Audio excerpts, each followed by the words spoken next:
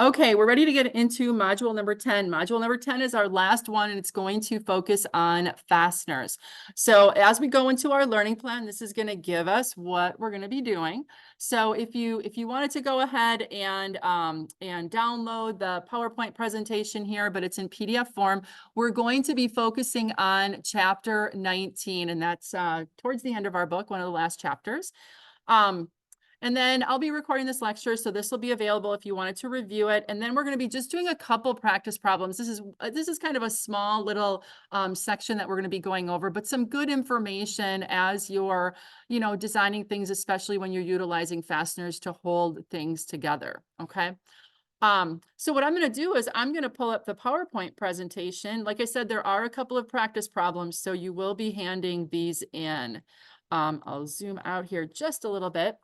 So chapter 19, as we look here, we're going to be going over a number of different things, kind of hitting the highlights as we go through as far as the different sections here. But mostly what we're going to do is we're going to be looking at bolts and screws and how we want to be sure that they're appropriately sized and torqued so that they are performing the way they're supposed to. Okay. So there's a couple sections we're going to be going through.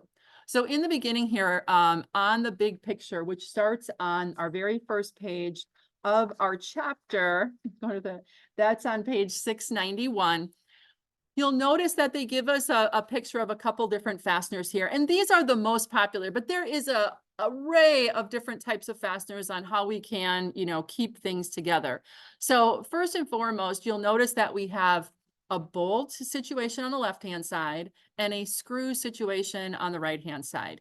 Now, sometimes these terms are used interchangeably, but distinctively, a bolt is going to be a fastener that's going to pass through clearance holes. So you're going to notice that there's a little gap as we go through the holes here of the two pieces that are being held together. Okay. And it's almost like, it's actually like a clamp that's holding these together on the opposite side, because then the nut, and a lot of times we have a washer on the back side that's going to hold this together. Okay.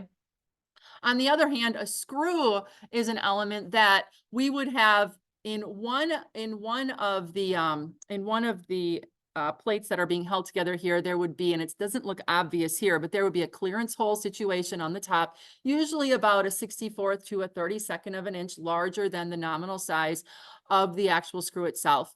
But then it's going to thread into the next feature.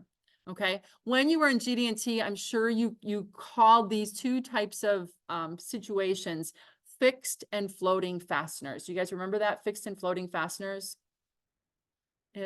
When you were calculating the positional tolerance value that you would put into the feature of the control frame, there are two situations. There's a fixed fastener situation and there's a floating fastener.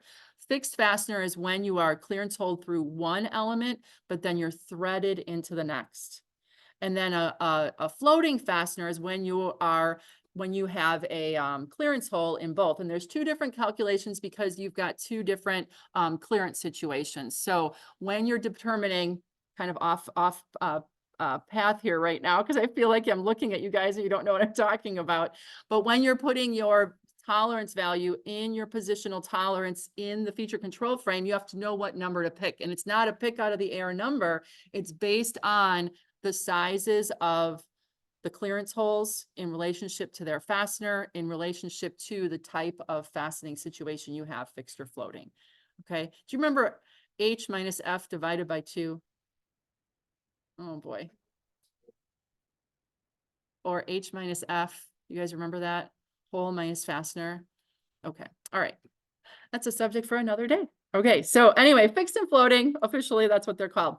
I also have a couple of pictures on the right-hand side here of screws and fasteners, or screws and bolts. And again, sometimes they can be used interchangeably. A screw can be like a bolt situation, and a bolt most often doesn't go to the screw side of things, but it can. So as we look here on the next slide, a very typical application of this, which I'm certain that we all have used, seen, done before, is where we have a wrench, in this case, is tightening a nut on a bolt that is clamping two pieces together. We're going to kind of come back to this illustration a couple times during our lecture, because as we go through, I want to make sure that we can kind of see what's going on.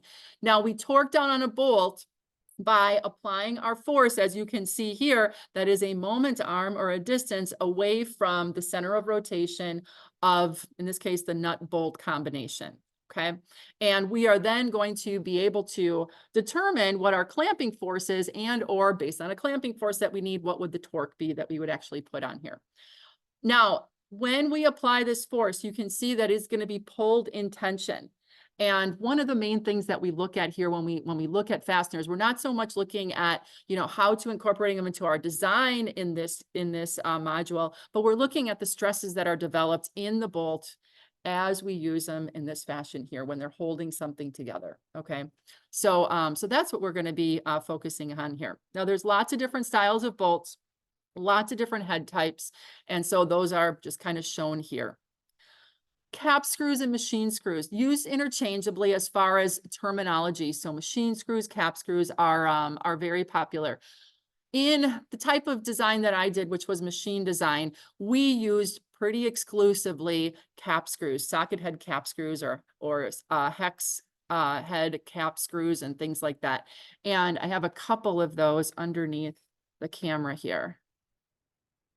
Now, I know different industries will have different types of fasteners, okay?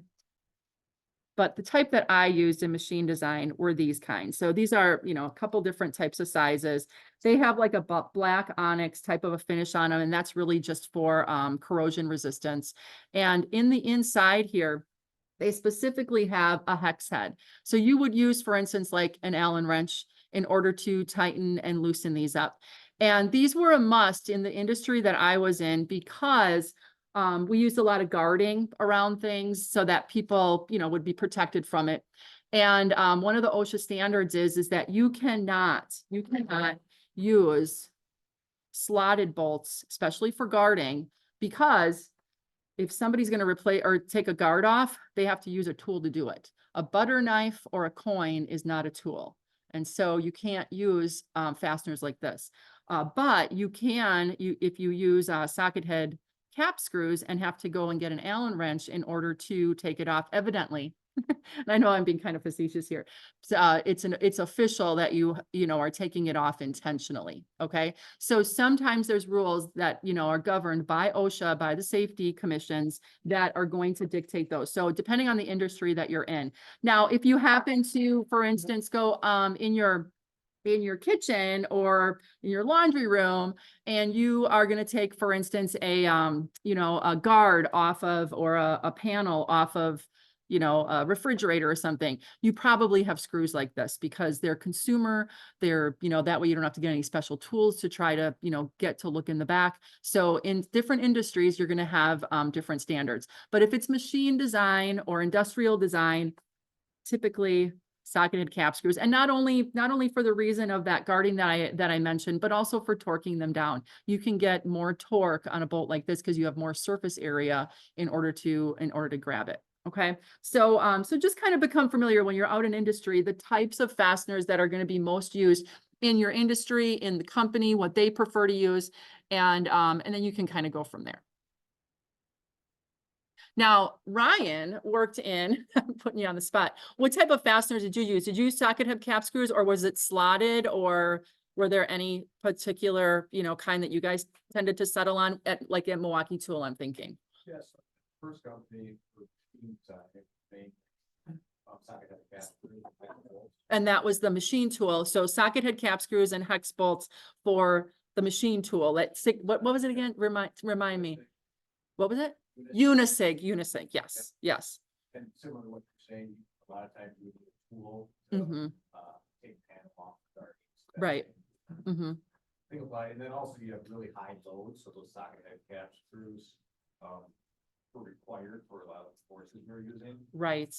Yeah. So I just want to repeat that for those who are virtual. So what Ryan said is when he was at Unisig and doing the, heavier duty machine design, the socket head cap screws were applicable, hex head bolts and things like that, because you could get, more torque on them. Forces that were holding things together were higher as well. Yeah. Yep. more of a tensile. Mhm. Capability, like pan head screw. Right. And then we use pan head screws and stuff like that on sheet metal, something where there's not a lot of load.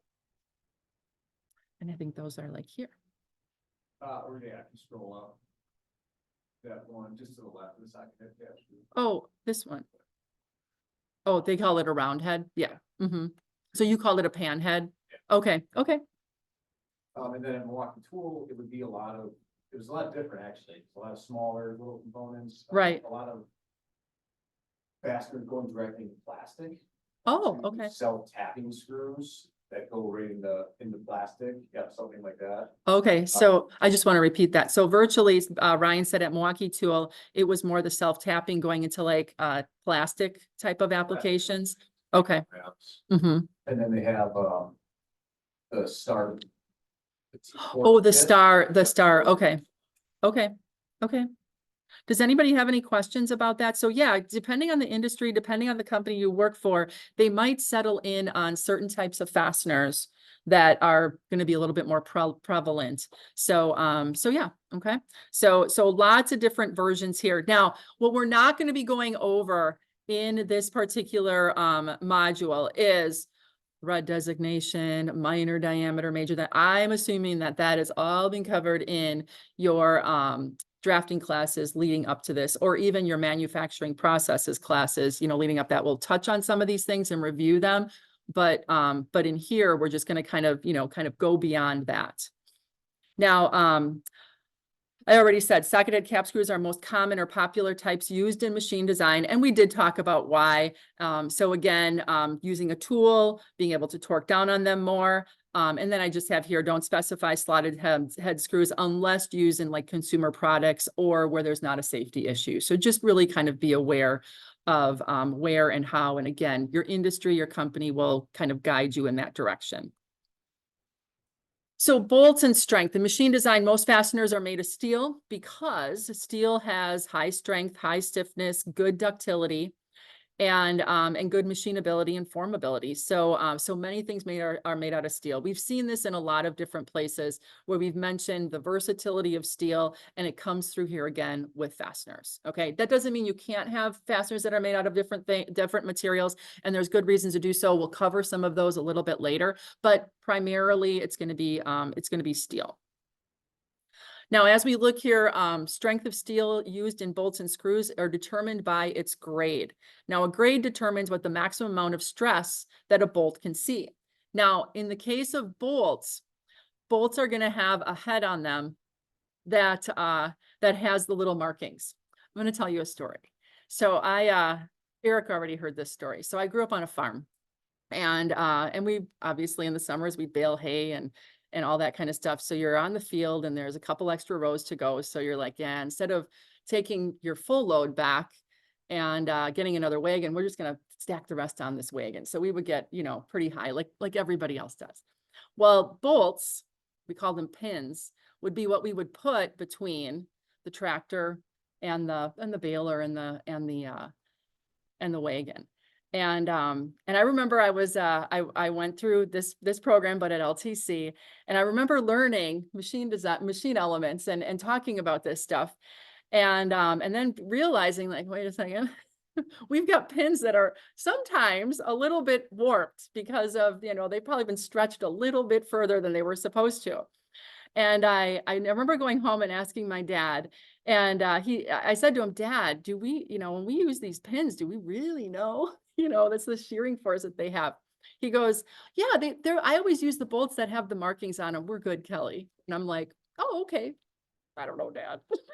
So anyway, the grade there is based on based on the strength. And so the more, little markings you have here, there's grade 5, there's grade 8 are the most popular ones. And you need to know how to safely use these bolts. Now, I'm happy to report we never had a catastrophic error or a catastrophic, problem, but then when we were going through things, sometimes, like I said, some of those pins were a little wonky. They weren't exactly straight anymore, but they worked. So when we look at bolt materials and strengths, We have tensile strength, yield strength, and proof strength. Now, tensile strength and yield strength are going to be exactly what you learned in strength of materials. If we go to, I'm going to go a couple forward here. Hold on, I want to see this slide first. As we look at this slide, this slide right here, you're going to notice that this diagram looks familiar. This is a stress strain diagram. So 4 bolts over on the right-hand side here, they put them through tensile tests, just like tensile stress specimens that we do for different grades of material. We want to know how this bolt is going to perform. Now, as you look at this bolt, where would you suspect the break to happen on this bolt? Would it be up in the upper portion? Would it be down in the bottom where the threads are? It's going to be the threads. Why? There's less material. And specifically, where on the threads are we going to see it? Major diameter, minor diameter, pitch diameter? The minor diameter. It's going to be at that root. Okay. So if we kind of look here on our stress strain diagram, you're going to notice that there is a place where we have the yield point.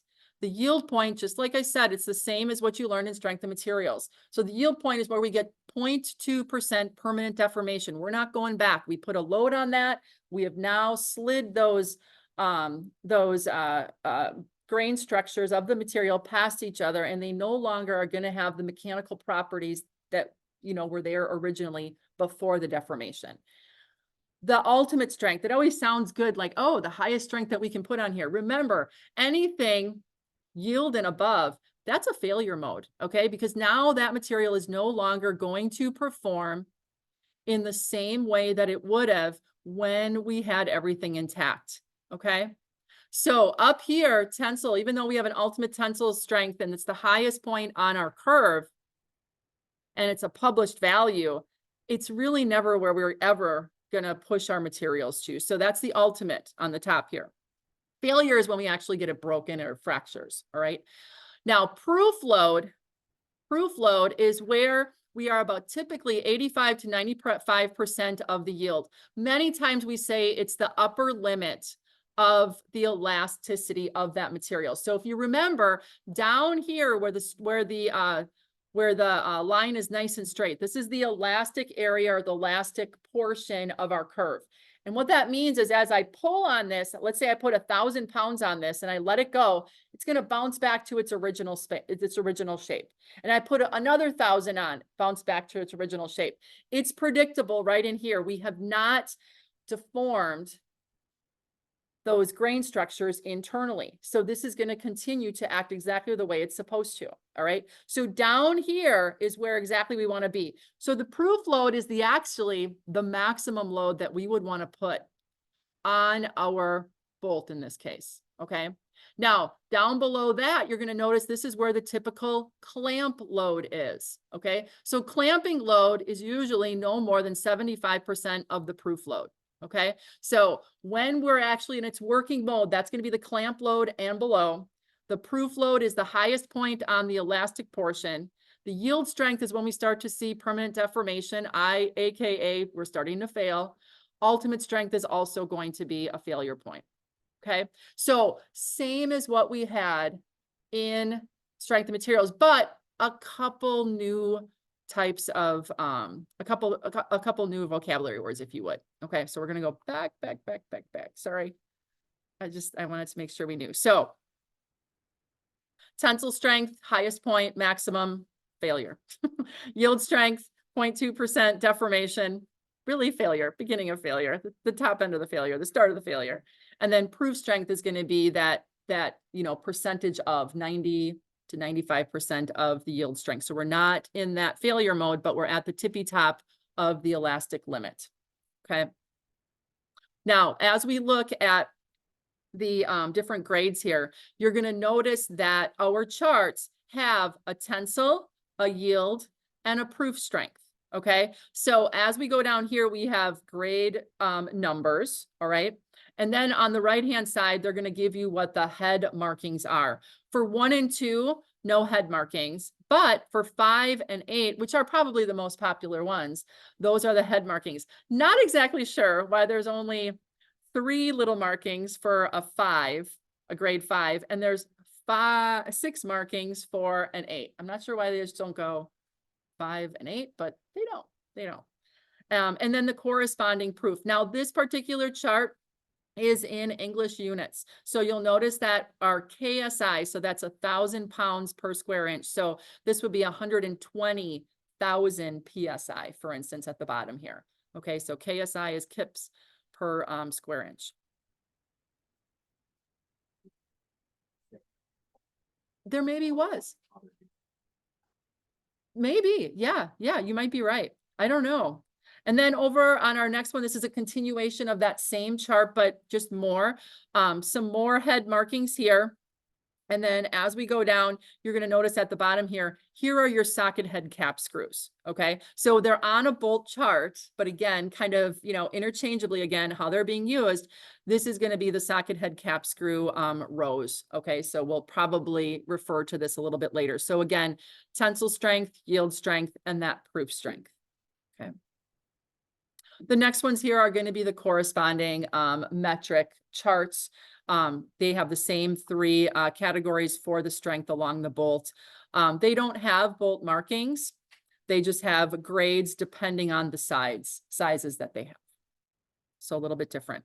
So here is that classic tensile test machine. So I just wanted to kind of show you that. Remember, it's a pull test where on the bottom here, this is going to be a fixed portion. The top portion, it's going to thread into, and then that, what is it called? Elastometer, a tensiometer. I forget what it's called. The machine itself is going to apply loads, and then it's going to plot the stress versus the strain diagrams. Again, beginning of strength of materials, you guys would have, seen these. As we know, the different types of material have different looking stress strain diagrams. Some of them are going to be nice and steep and have that pronounced like little, corner at the top, and then it's going to go. And that's going to be like steel. Aluminum looks a little bit differently because, again, it behaves differently. Cast iron has almost no elastic limits. And when you start pulling on it, it wants to pull apart right away and even fail or fracture. So different materials are going to look differently here. Okay. I have a note down here. When we calculate stress is force divided by area. Stress is force divided by area. So in our examples, they don't necessarily say, the allowable stress is blah, blah, blah. And then you want to figure out the force. They just like go right in and they start calculating. And you might be like, well, where did they get that equation? It's prerequisite, if you would. It's going to be stress. They're going to be using in a couple places. I'll point it out. But just the reminder, stress is always force that you apply to something divided by the area that it's being affected. And the units are either KSI, PSI, or megapascals or newtons per millimeter squared.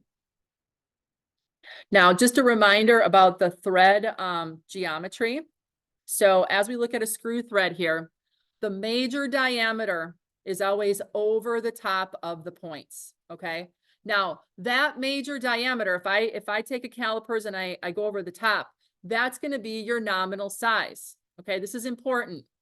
It's going to be your nominal size. So for instance, if I call out a 1/4-20 socket head cap screw and I take a measurement over the major diameter, it's going to be a 1/4 of an inch. And that's maximum material condition. Maximum material condition meaning it's the largest size that it actually can be. It's an external form. The other one that we have here is the minor diameter. The minor diameter is going to be the diameter at the root. Okay, so the root is the bottom part here of our thread. And as you can imagine, the minor diameter, as you said earlier, or as we kind of talked about earlier, is going to be the diameter for which that's the effective amount of area that's available for us when we do our tensile test, right? Then we've got pitch diameter. Pitch diameter is in between. It's not exactly half, but it's about half. It's what we call the effective diameter. We saw pitch diameter when we looked at gears, for instance, and that was where they would mesh together. This is also where we could concentrate all the load, all the force that's holding these threads together. Okay, it's holding those threads together.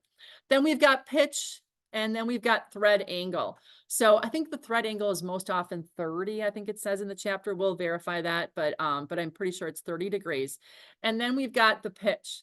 The pitch is going to be 1 divided by the number of threads per inch. the number of threads per inch. So if there's 20 threads per inch, this distance between is going to be 1 divided by 20. Okay, and that'll be the distance from one point on one thread to the same distance on the next thread. Okay, so this kind of stuff I know that you guys have seen before in terms of just in general threaded features. So a couple of these things will come up again. Okay. And we looked at this already. So we're going to talk about tensile stress area, tensile stress area. So tensile stress area is going to be that area at the root of the threads. And it's where we're going to have our failure. So if I have a 1/4-20 socket head cap screw or a 1/4-20 UNC type of a fastener, what will be the major diameter? What's the major diameter of a 1/4-20 UNC? 1/4 inch, right? It's 1/4 inch. So nominal diameter on the major is always going to be equal to whatever the fastener size is. So if it's 3/8 16, it's going to be 3/8 of an inch. If it's 1/2 12, it's going to be 1/2 inch. Okay, and so on. So whenever we have a nominal size, that's going to be the major diameter.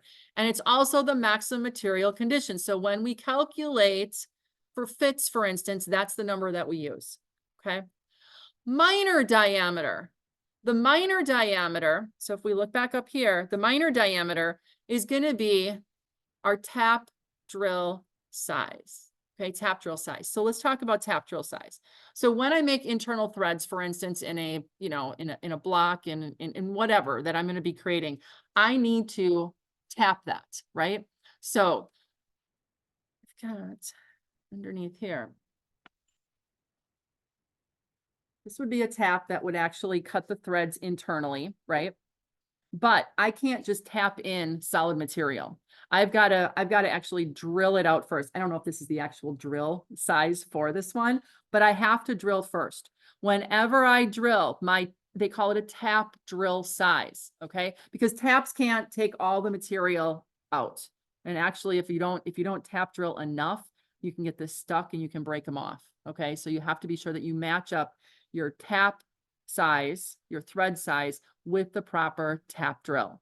So when you go through the tap drill basically puts a pilot hole in, if you would, and it is going to be equal to the minor diameter of that thread. Okay, so it takes out on an internal thread, it takes out this portion right here, and then the tap goes in and it creates then the rest of the threads so that they're spiraled, in there. Okay, so this minor diameter is going to be your tap drill size. So tell me on here, what's my tap drill size or my minor diameter of a 1/4-20 UNC thread? I don't know. Okay, well, find where's a number 7. How do we find that? A drill chart. What was that? Google it every time. Yeah, you can. I'd like to see a drill chart up here. There's a Start one. They make a nice big one that you can put on the wall. I think we need to order one.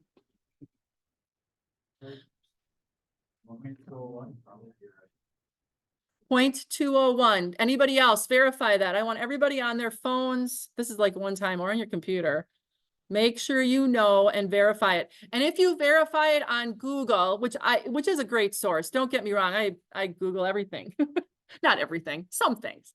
But you always want to be careful because one manufacturer might have it on as a tap drill size. They might call it something a little bit different. Verify always that kind of stuff in at least 2 places. The other place that you can rely on it and you don't have to worry about it not being right is if you have the machinery's handbook. Okay, this will have it in as well. Okay, so did anybody else get 0.201 as the tap drill size for a 1/4 inch -20? Now do a 1/4-27. Is it going to be the same? Or no, 1/4-28. I'm sorry, 1/4-28. Is it going to be the same? No. When we go from coarse thread to fine thread, those are different tap drill sizes. So again, be careful, because if you try to put a fine thread with a tap drill size from a coarse thread call out of the same size, you're breaking your tap. You're breaking your tap. Okay. So be careful. All right. You don't have to find that one, but just know they're not the same. It's just because it's a 1/4 inch fastener doesn't mean that it's going to be the same for both. I'm wondering, do we have a chart in our book here in the appendix? I don't know. I don't know if it has it in here or not. Let's take a peek. It just occurred to me, we should look there. Maybe they have it.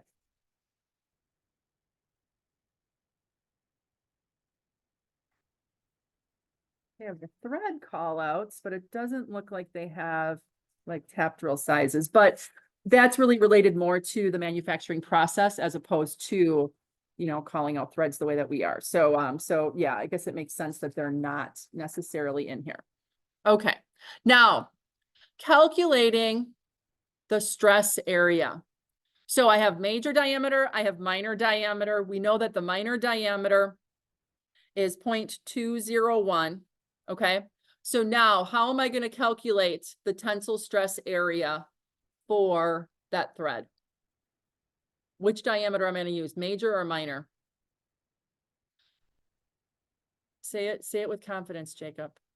You're going to use the minor diameter. It's the smallest diameter. It's the smallest amount of material that would hold that together, right? Cross-sectional wise. So go ahead, calculate for me the area of the stress area for the minor diameter on a 1/4-20 UNC. So if you didn't write it down, you're gonna have to look it up now. Do we know the area equation? Pi r squared or pi d squared divided by 4, right? So calculate your stress area.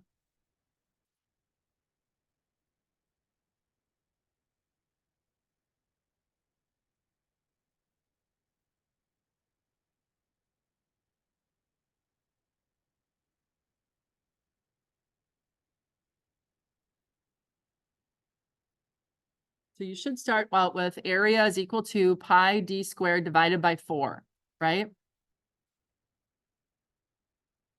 That's circumference. And if you're not sure what the area equation is, look that up too. Don't rely on your brain. This one I'm pretty darn confident on. Or like Brandon said, it could be pi r squared as well. But pi r squared, or if I take the diameter only because I know the diameter of my tap drill, I don't have to try to divide it in half and make a mistake. So then we're going to take pi times that diameter. So 0.201 inches, right? 0.201 inches. And we have to square it. And we're going to divide that by 4. So what is my area? I know how to put it in my calculator. Let's make sure you guys do. What do I get? 0.0. Say that again. Okay, and then what are my units? Nope, squared, right. Yeah, area is always whatever your units are squared. So this then is the area that we would use if we wanted to calculate what is the stress. So if we go back here, that area on our tap drill size or the root diameter, when we want to, for instance, create our stress strain diagram, it's going to be whatever the force was applied divided by that area that we just did on a 1/4-20 socketed cap screw. Okay, so if we wanted to do that pull test, that's what that area is going to be. Now that's also the area not only when we determine what our stress strain diagram is, but when we torque bolts down, that's the area that is going to be in tension, that is going to be the area of concern when we're designing. Okay, that's holding everything together. Okay, so questions about that so far? All right. Now, as we look at the American Standard screw threads, you're going to notice that we have this chart here, and it calls out the basic major diameter. So this is going to be the in decimals. And then to the right for coarse threads, and then to the right again for fine threads, we've got the size of the threads per inch. And then we have the tensile stress area. Okay, so it calculates that number for each one of ours. Okay, so if we go a little bit farther, you're going to notice that, zoom in, you're going to notice that for a quarter 20, our tensile stress area was 0.0318, which is what we calculated earlier, right? For the diameter, for the area of the root diameter or the minor diameter of our thread. So it's right here. Okay. And then it's different again, like I said, because we have a different root diameter when we have fine threads. So it's a different value here. Okay. So they are published on the charts that we see in our book. They also added those for the metrics. Okay. These charts are in your book, you know, in the figures that they call out. All right. Let's talk about clamping force. So when we do this, you know, tightening of our bolt, in this case, it's looking at the nut, it's tightening the nut as the bolt kind of holds these two pieces together. The clamping force on the joint is something that we want to be aware of because, as we saw earlier, the clamping force, we need to be down further than that proof and definitely down further than the yield of that bolt. Okay, so proof load, as we said earlier, is the load for which we're at that very tippy top part of the elastic limit. So it's right at the end. Okay, just right after that, we're going to start deforming and we're going to start causing yield. The clamping load is going to be about 3/4 of the proof load. So we would multiply the proof load by 0.75 and our clamping load would be there or lower. Okay, that would be the best place for it. So again, kind of revisiting that same illustration that we saw earlier, I kind of highlighted here because I was getting super fancy. So our typical clamping load is going to be here and lower along that curve. Our proof is at the top of that elastic limit. Our yield is a little bit higher. And remember, this is permanent deformation that's measurable. And then at the top is going to be that ultimate. Okay. So even though these two are our published numbers all the time, we don't want to design to those. Okay. We don't want to butt up against those. We always want to be proof load, but even 3/4 of that lower, you know, for our actual clamping, our clamping load. Okay.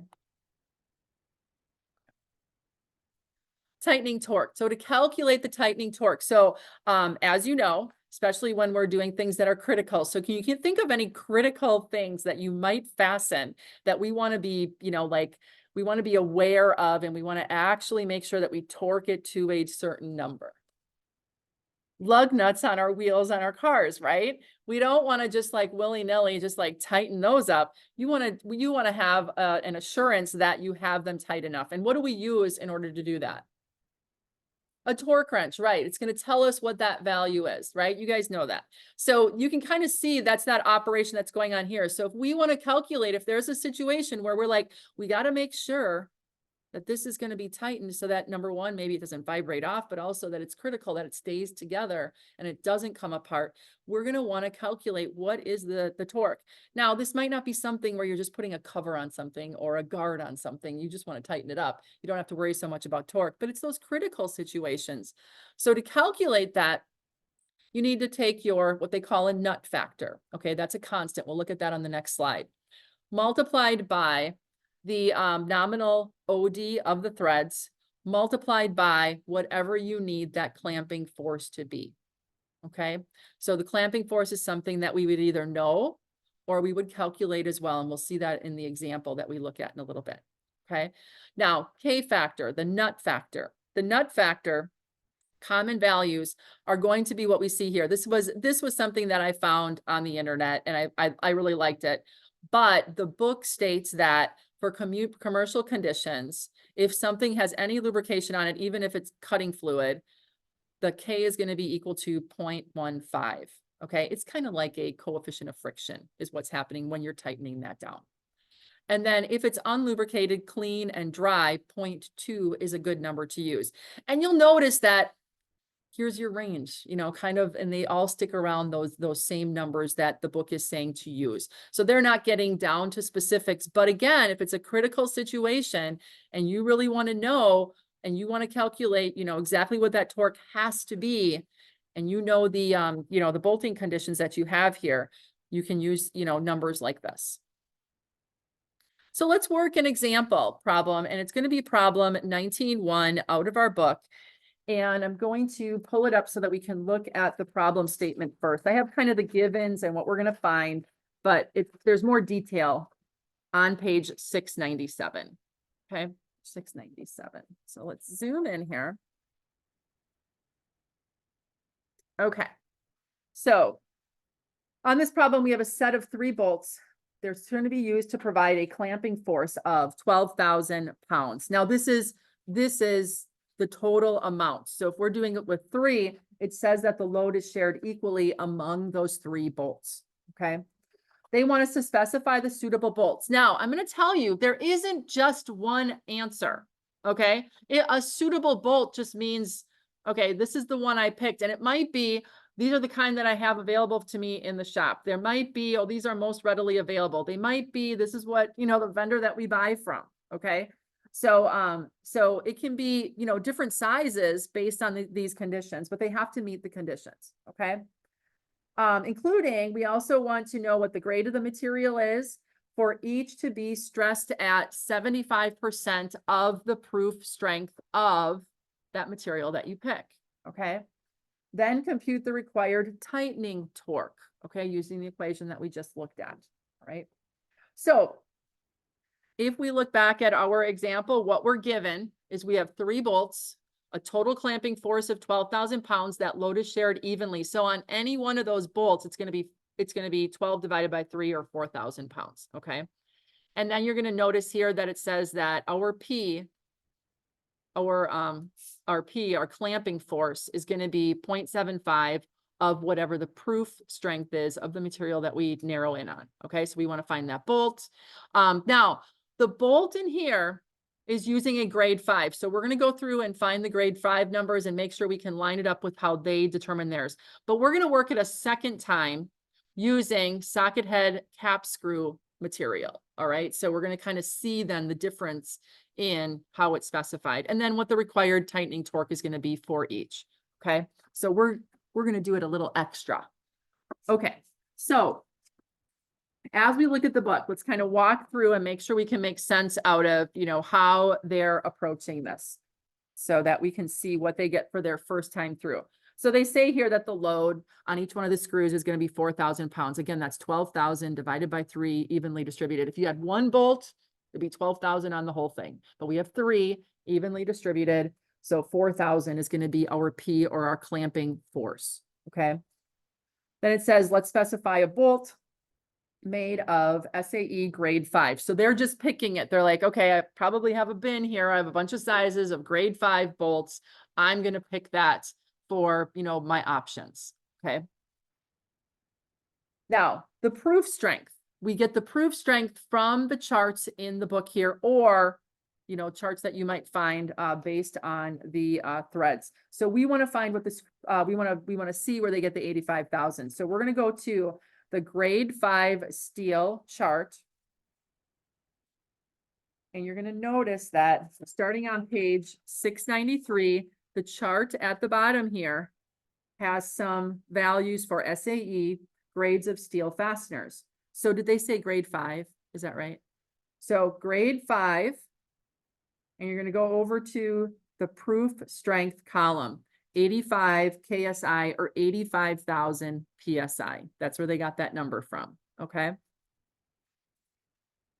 So that's where the 85,000. Now, they didn't give us, they didn't give us really an equation here. So I'm going to kind of walk you through this.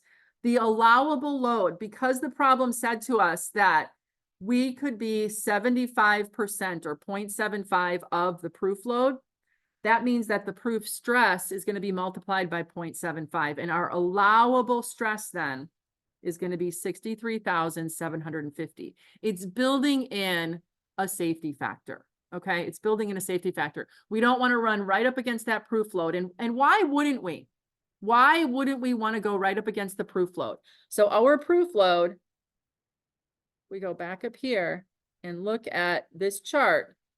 Our proof load is the blue. Why wouldn't we want to be like, oh, why don't we just run right up against that? Too close to yield strength. Remember, the proof load is the tippy top of the elastic area. It's the tippy top of where it's actually still performing okay. All right, it's still bouncing back where I haven't damaged those internal grades of the material. So I don't want to get close to that. So by saying 75% is going to be my clamping force or my clamping load or my allowable stress, now means that I'm like a chunk down below. I'm building in a little bit of safety factor. Okay.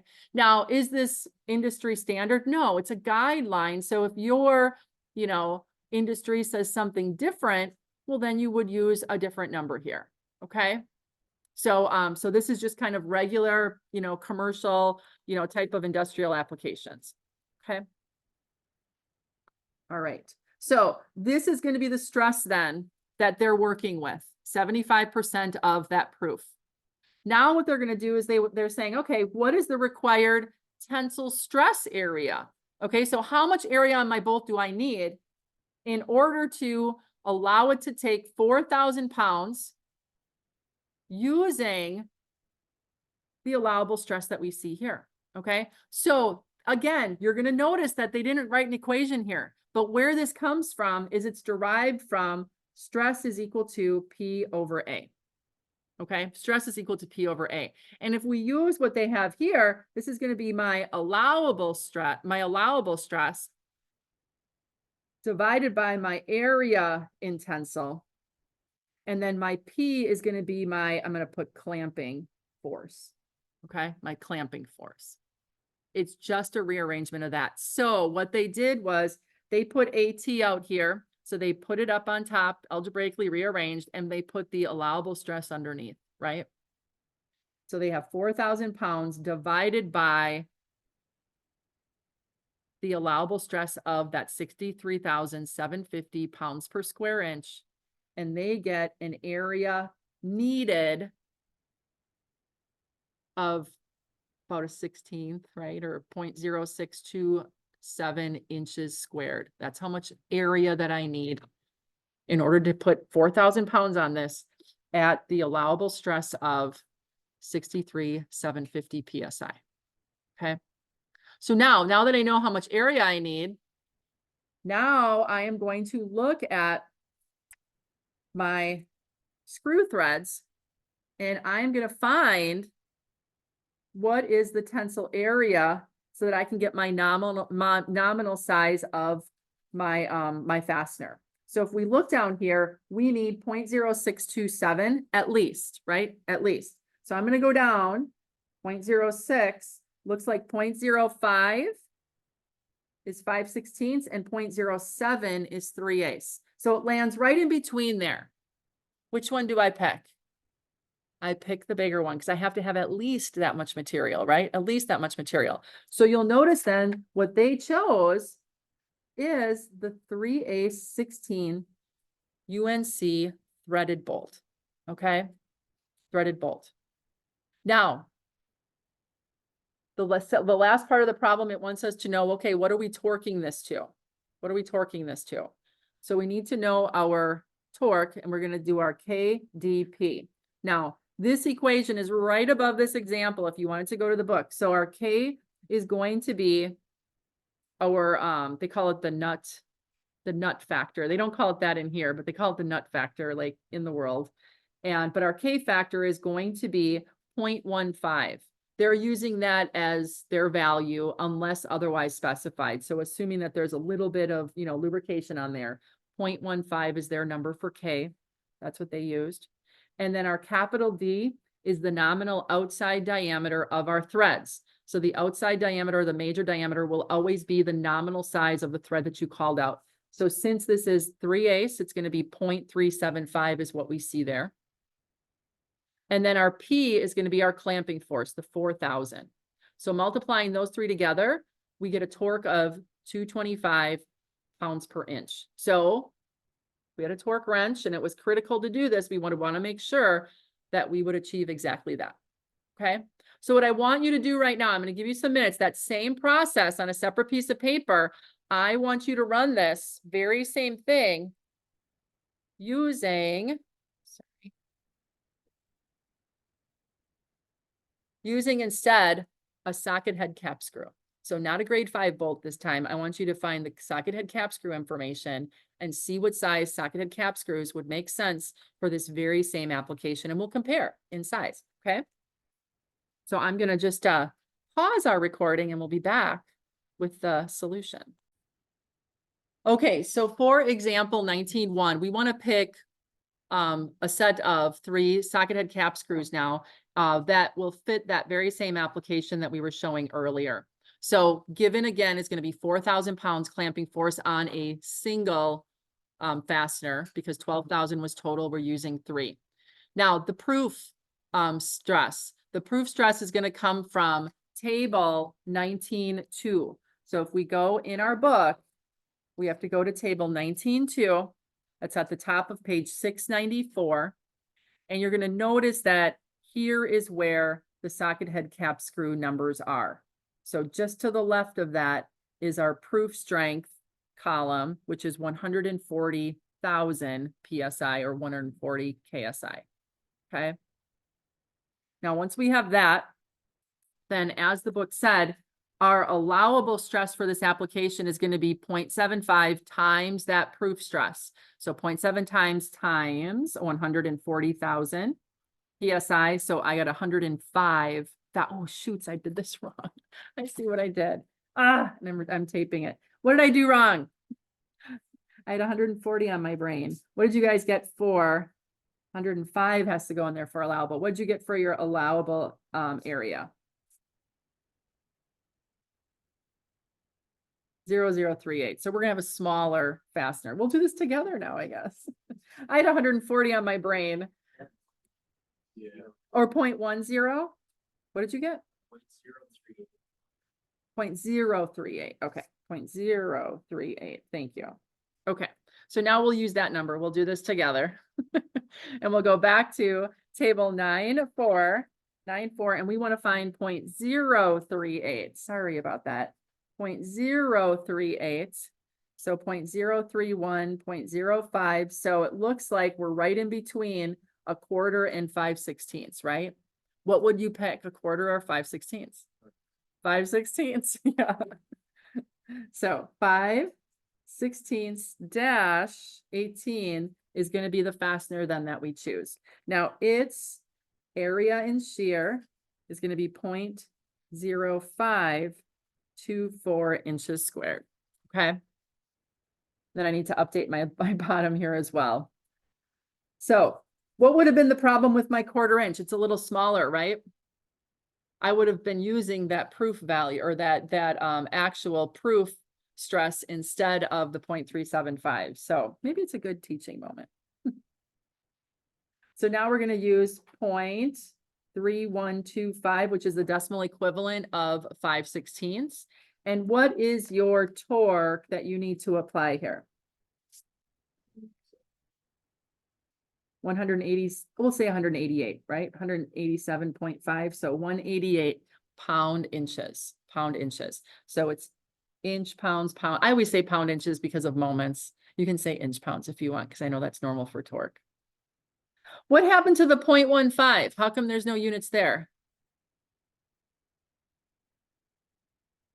It's just not. It's like a coefficient of friction, right? It's unitless. All right. So it's a multiplier there for us.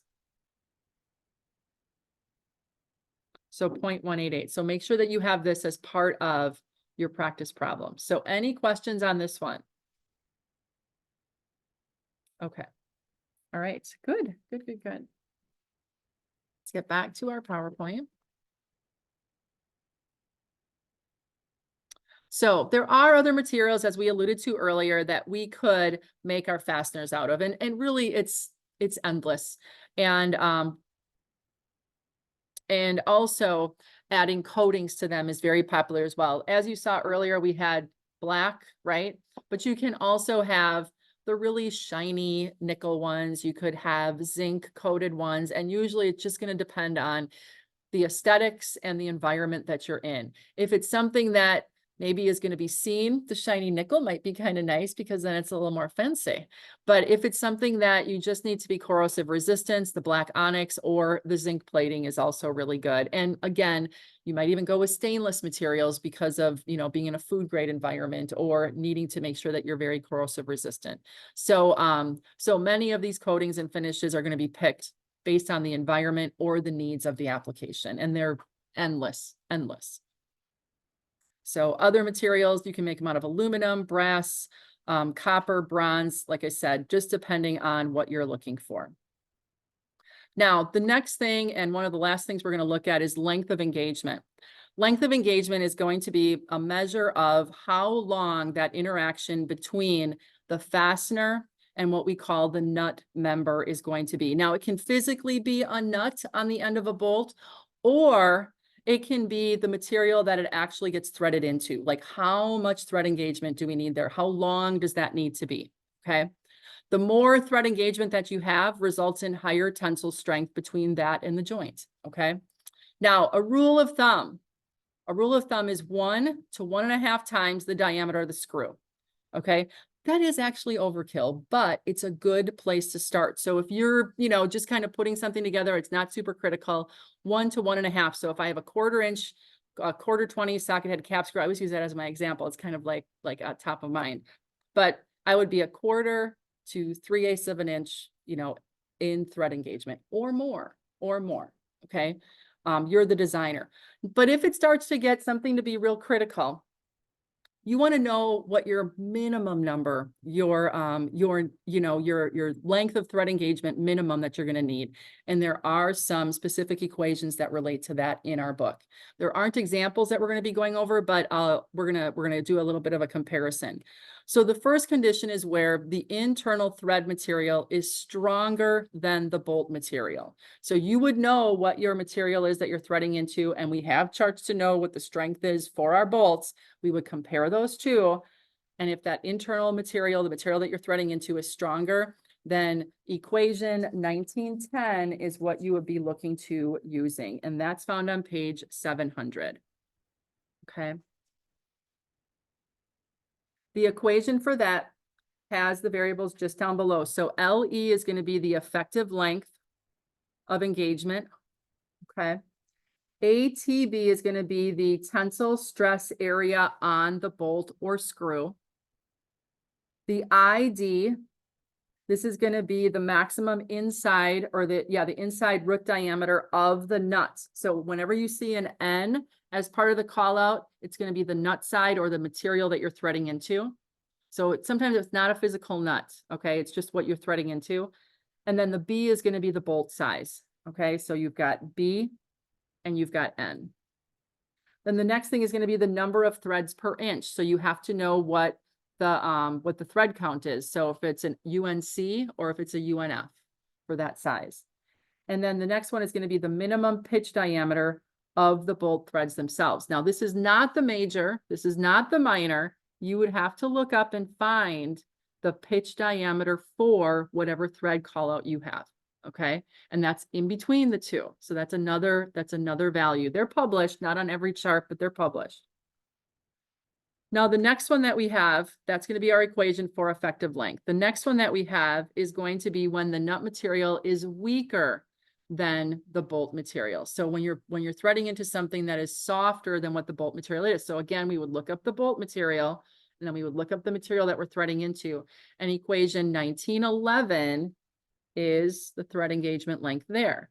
And that's going to be down here. Okay. So you'll notice that there are similar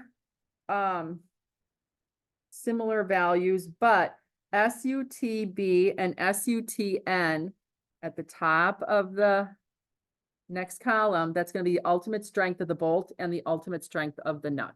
Okay, so again, looking at both of those materials and then gathering the information. OD is going to be that minimum outside diameter or the nominal size of the bolt. And then here again, pitch diameter of that tapped hole. Okay. And then if they're equal, becomes a really easy equation. It's this one right here. That doesn't happen too often because fasteners are kind of their own class, but it can. So that would be that one. Okay. So this would be checking minimum length of thread engagement. So as we look here, you're going to notice that let's do an example together and compare. So let's say we have a 1/4-20 socketed cap screw, standard and C grade. Okay. And our nut material that we're threading into is 10-20 cold rolled steel. All right. What I want you to determine is the length of thread engagement based on, first of all, the rule of thumb. And second of all, using the effective length of engagement using the appropriate equation on page 700. So what we need to do is we need to compare the strength of our fastener to the material that we're going to be threading into. So our fastener tensile strength, that's going to be found in our chapter. Okay. And that is going to be on table 19.2. Okay, on table 19.2. So we're going to want to write this down. So our tensile strength. So down here is our socket head cap screw at the bottom. Our tensile strength is 180 KSI or 180 PS or 80,000 PSI. So this is example. This is one of your practice problems. So you want to write this out.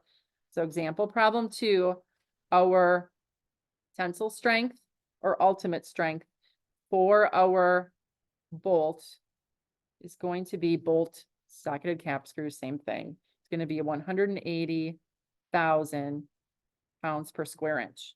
Okay. Now the material that we're threading into, our nut material, and I say that in quotes because we're probably going to be like in a plate, is going to be 10-20 cold roll steel. So we want to find the ultimate strength or the tensile strength for 10-20 cold roll steel. Where would we find that? We do, yeah. We've got charts in the back of the book. So let's go to the charts in the back of the book. You could look it up, but we have it here. So we're going to go to the back of the book to our appendix. Everybody should have their book open. Okay. So I see it on page 787. Okay. And 10-20 cold drawn steel. Is that what I put? Or did I put hot? I think I put cold roll. Cold drawn steel all the way over. So our tensile strength here is going to be 61,000 PSI or 61 KSI. Okay.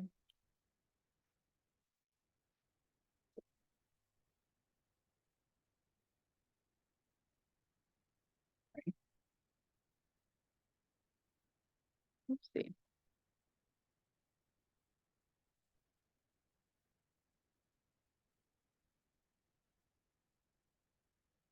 Okay.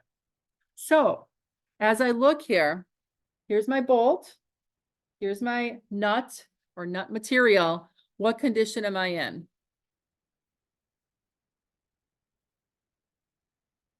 My bolt is stronger than the material that I'm going into. So when we look at page 700, we're going to be focusing on which equation? 910, 912, or 914. So here we have internal thread material is stronger. That's not us. Yeah, it's going to be 912. So at the bottom of the page here, this middle section of that area is going to be the nut material is weaker than the bolt. And then remember, the last one is where it's equal. So it's not equal. So we're this one. Okay. So this is going to be the equation that we focus on. So let's write it out in variable form. And then we'll plug our numbers in that we know. This is a long one. So we know that this is LE is equal to, so on the top, I'm going to make it kind of big. It's going to be SUT for the bolt is on top times 2 times the area in tension. And it's going to be then the ultimate strength of the nut times, and I'm going to put parentheses around my values at the bottom because it almost looks like a sentence down there. This is going to be the OD of the bolt times 0.5 plus 0.57735 N times the OD of the bolt again minus the pitch diameter of the nut. Okay. What was that? Yeah, we did. We'll go back. So make sure you have it all written out and we'll kind of look at the things that we have.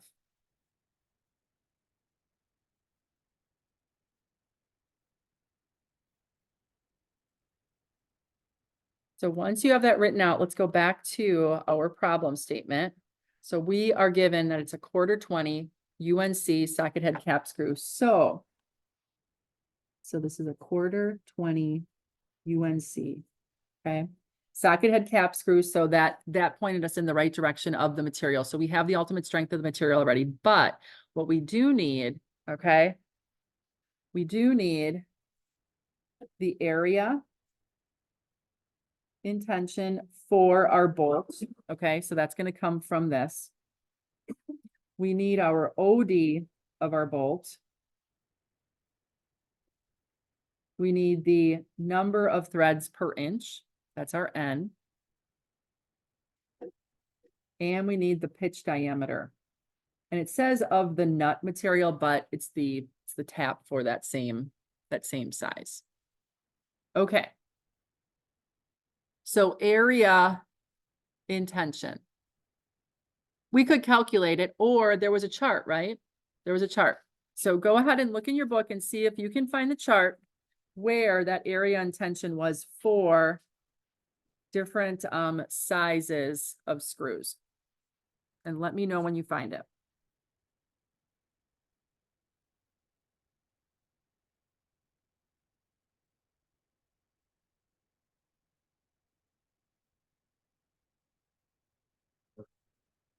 Yes, it is table 19.4 on page 695.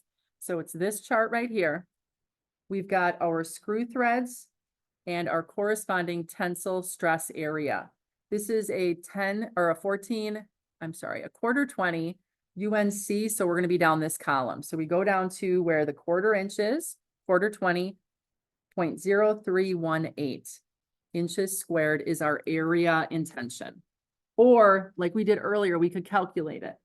So this is going to be 0.0318 inches squared. So that's going to go right here. We know what our ultimate strength is for our bolt, and we know what the ultimate strength is for our nut. We got those above here. The OD of our bolt. What is it? 0.25. Yes, it's the nominal size of our fastener. So it's a 1/4 inch, so 0.25. Our N, our number of threads per inch, 20, yep. And then our pitch diameter of our nut. It's the pitch diameter of this fastener. It's not on any charts. What are we gonna do? Did you find it?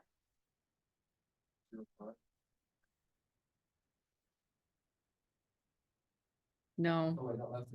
Yeah. The pitch is going to be 1 divided by 20. And remember the pitch, if we go back to that, we go back up here, okay? So the pitch itself is 1 divided by the number of threads per inch. And that would be the distance from the one point on one thread to the distance on the next. So that's a linear distance.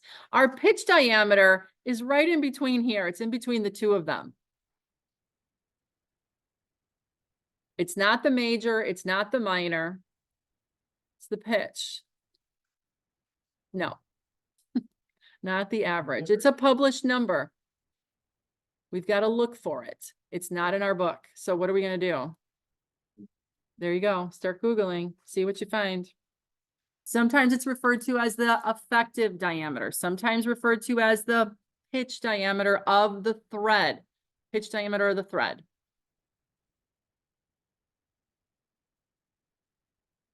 And we want to verify it in at least two places when you're Googling, okay? I'm not saying that Google, you're probably going to find it and it's not a bad thing to do, but you do want to verify it in at least two places unless you're in something like the Machinery's Handbook or something. Okay.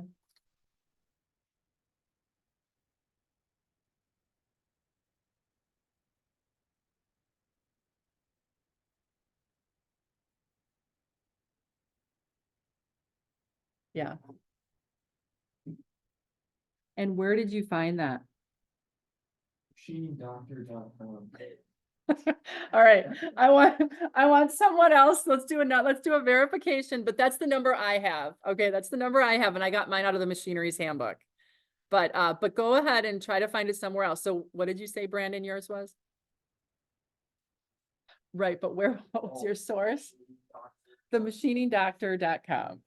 That's one place. What's another place? Anybody else see this very same number, pitch diameter of a quarter 20 thread? The quarter 28 thread is going to be different. Go ahead, Eric. Oh, engineersedge.com. That sounds a little more official. Not gonna say. No, you've gotten it two places, and then that's the same number I got out of the Machinery's Handbook. So so that's good. If you, like I said, if you get it out of our book or you get it out of the Machinery's Handbook, you only have to check once. But if you are Googling, and sometimes that's the most convenient way, just verify it in another place just to be sure. And then if you start getting still different numbers, then keep going.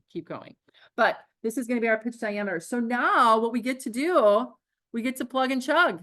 Okay. So go ahead and plug those numbers in, and I'm going to write mine out here and make sure that we get similar values. So our ultimate strength on our bolt is going to go up on top. This is going to be 180,000 pounds per inch squared times 2 times our area. I'm going to put it like this, 2 times our area in tension. It's going to be 0.0318 inches squared. Okay. Divided by our material 1020 cold roll steel strength is going to be 61,000 pounds per inch squared times pi times 0.25 inches times, now this is going to be in brackets here, right? 0.5 plus 0.57735 times 20. Okay. Times 0.25 minus 0.2175, and these are both inches. Okay.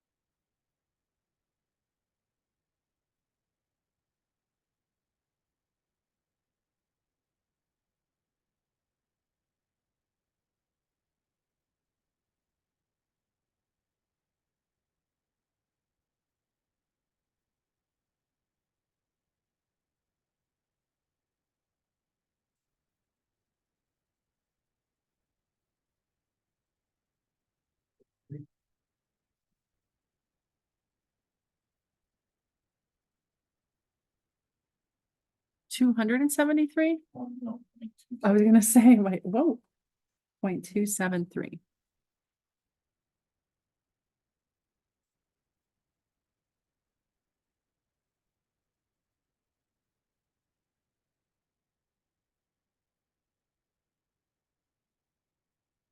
So everybody double check, they get the same number. BJ got 0.273. Anybody else get that number? Okay, cool. This is one of those that I probably wouldn't want to do this equation more than a couple times, right? This is a candidate for an Excel spreadsheet. But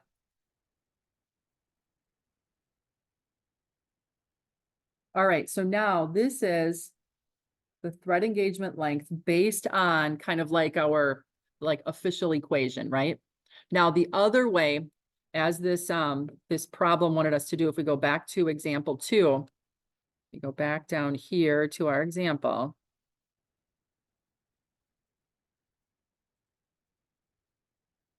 We want to determine the length of thread engagement based on the equation, which we just did. So this is like a minimum length of engagement. And then it says, now let's determine it based on the rule of thumb. Okay. So the rule of thumb was 1 to 1.5 times the diameter. So what does our rule of thumb say? So if we take 1/4 inch, right? 1/4 inch is our diameter. Okay. How do I want to do this? So 1.25. 0.25 times 1 is going to be equal to a diameter or a length of 0.25. So this is a diameter, 0.25 inches long. And then if we do 0.25 times 1.5, we're going to get 0.375 inches long. So we would have a range then based on the rule of thumb. I don't know how to write that out. This is my rule of thumb.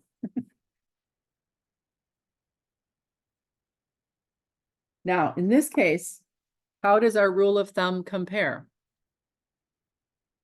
to like our calculated? We'll call this calculated. Yeah, they're very close. They're very close. But if we would go with 1 times, we would be a little shy, wouldn't we? We would be a little shy. 1.5, we're right there, a little bit over. So, so it's a good place to start. And that's where, if in the instance that maybe you're just putting a cover on something and it's really not critical as far as like the clamping force, maybe you can just use the 1.5 times, right? But if it's something that you're like, oh, this is a little bit more critical, it's important to take the time to see what that thread engagement should be, so that if you want to compare it to your rule of thumb and use it, just make sure that you're meeting the minimum thread engagement length. Okay, so you've got a resource for that. So any questions on that example or problem, or kind of looking at that? You're going to see my rule of thumb always was 1.5 times. I saw a lot of places where it was 1 to 1.5. So it is a range, kind of depending.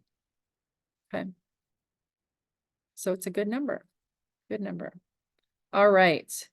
Other types of fasteners and accessories. On the next pages here at the very end, it starts looking at all different ways that you can attach things, using fasteners. So anywhere from different types of set screws to different types of studs and all those types of things. I'll let you explore those. I'm not gonna point at them and give you, this is that and that's that. So all different types. And I'm sure you've probably encountered or seen many of these.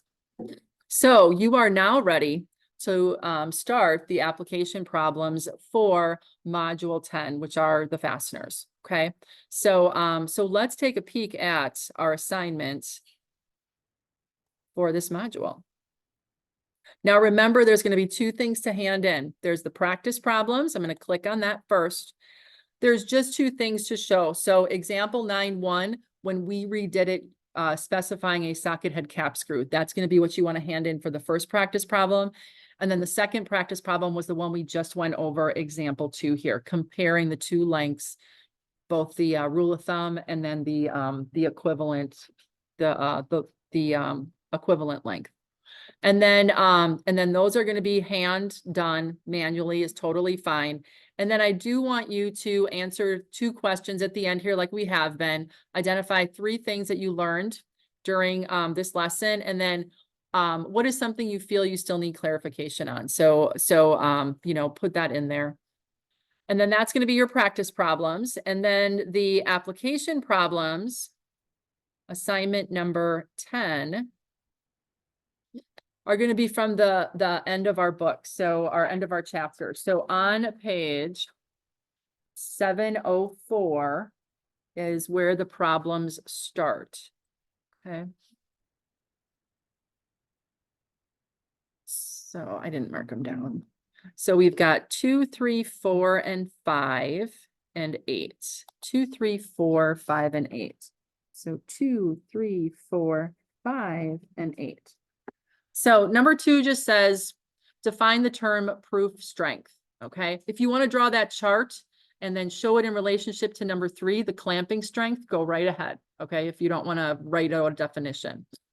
Number 4 says, specify a suitable machine screw to be installed in a pattern of 4, equally spaced around a flange, if the clamping force between the flange and the mating structure is to be 6,000 pounds.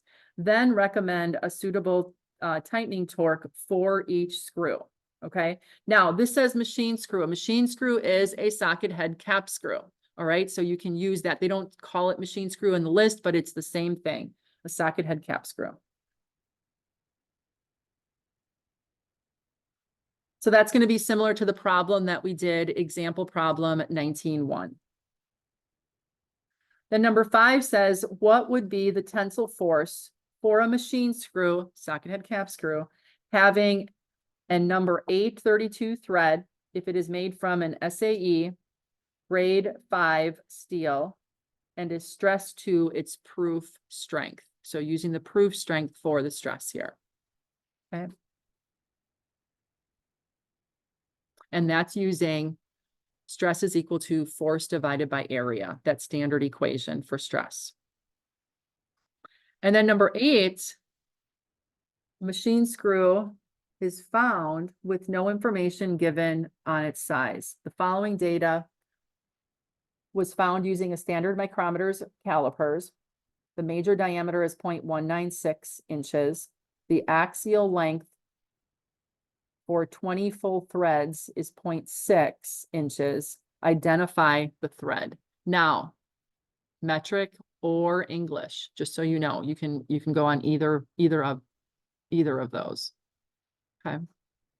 And sometimes that happens. Sometimes you pick up a thread, you pick up a fastener, it's like, what is this? Right? And if you start taking some measurements, major diameter, counting the threads, that kind of thing, you can usually figure it out.